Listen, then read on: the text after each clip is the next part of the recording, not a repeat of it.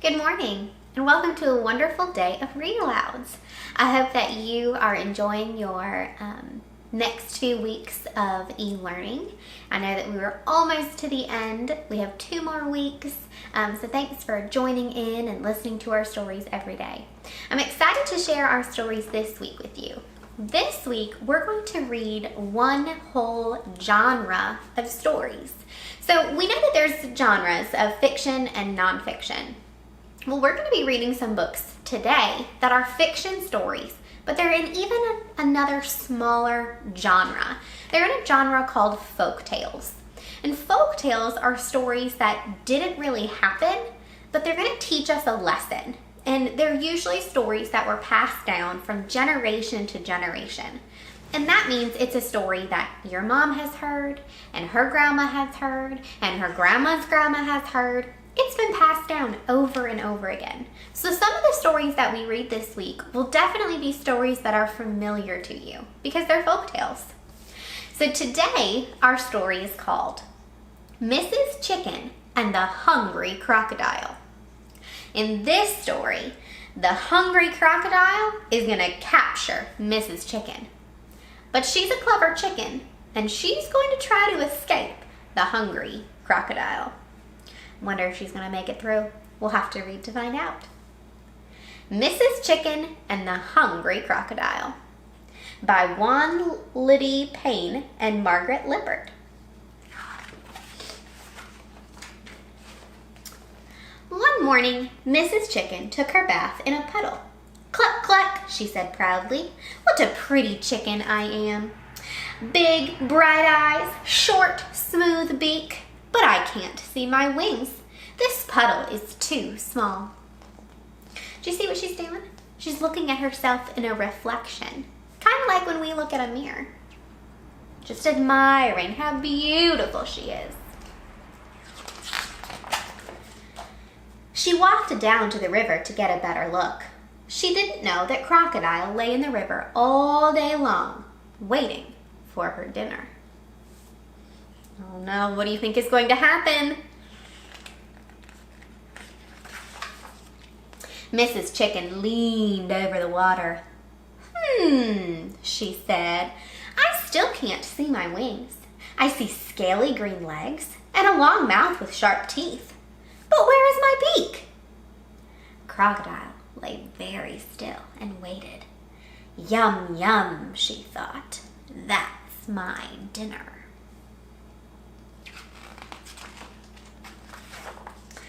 "I look different in the river," said Mrs. Chicken. She turned to one side. Crocodile did too. Mrs. Chicken turned to the other side. So did Crocodile. Is Mrs. Chicken really seeing herself? No, she's not seeing her reflection. She's seeing the crocodile's reflection. "I'd like a closer look," said Mrs. Chicken. She stepped into the river.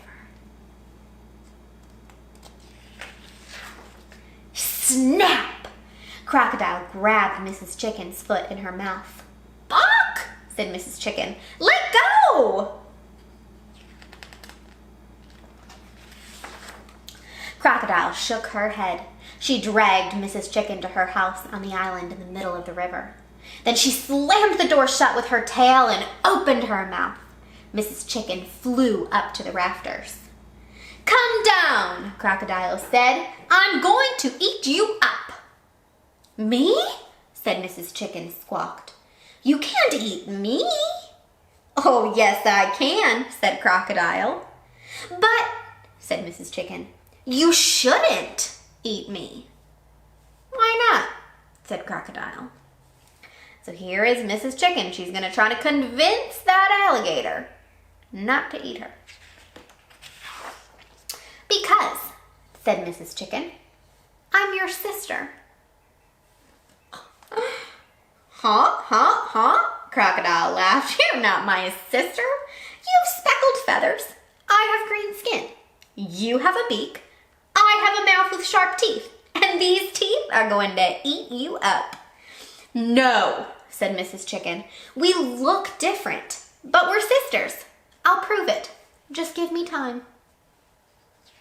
Oh man. So do you think Mrs. Chicken is really the hungry crocodile's sister? I don't think so. I think she's just being clever.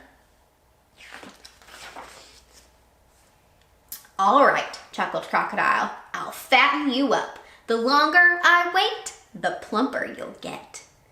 Crocodile yawned, curled up around her eggs, and soon she was snoring.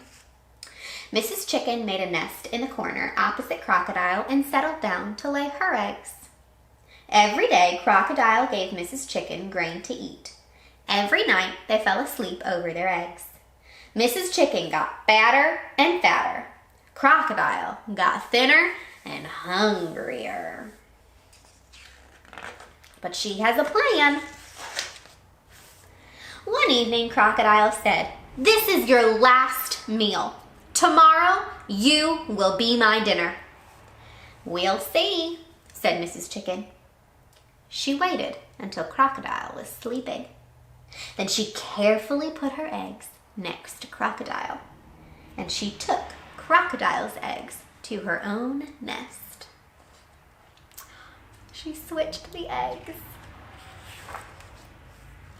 Just before dawn, Crocodile felt something move beside her. "Mrs. Chicken," she called, "wake up! My babies are hatching!" "But why do they have those silly beaks and squawky little wings? They look like you!" "My eggs are hatching too," said Mrs. Chicken. "Look!" She stepped off her nest. "Oh," said Crocodile, "what beautiful babies you have! What gorgeous green skin! What lovely long mouths! What darlings! They look like me!" "And your babies look like me," said Mrs. Chicken. "I told you we were sisters. You almost ate me, your own sister." "I'm really sorry, Sister Chicken," said Crocodile. "I have an idea," said Mrs. Chicken. "Since you like my babies so much, you can have them. I'll take your funny-looking babies instead." "Oh, thank you, Sister Chicken," said Crocodile. "Don't mention it," said Mrs. Chicken. "Sisters help one another." So they switched babies. "Time for us to go home now," Mrs. Chicken said. She and her babies climbed onto Crocodile's back, and Crocodile carried them across the river. "Bye-bye, sister," Crocodile said.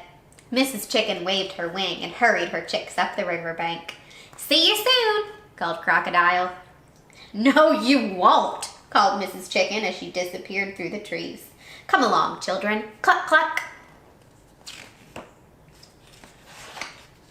Since that day, Mrs. Chicken and her children have never gone near the river, and they always take their baths in puddles.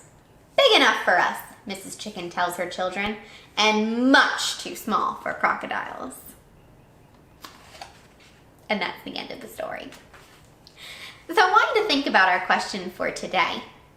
What lesson did you learn?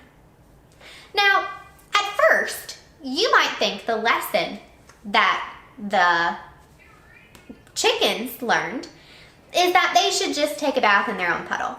And that's true, that's what the chickens learned. But what did you yourself learn? What's a lesson that you could take away and apply to your own life? A lesson that you learned, not our character. So think about it. What lesson did you learn today? I'll see you tomorrow.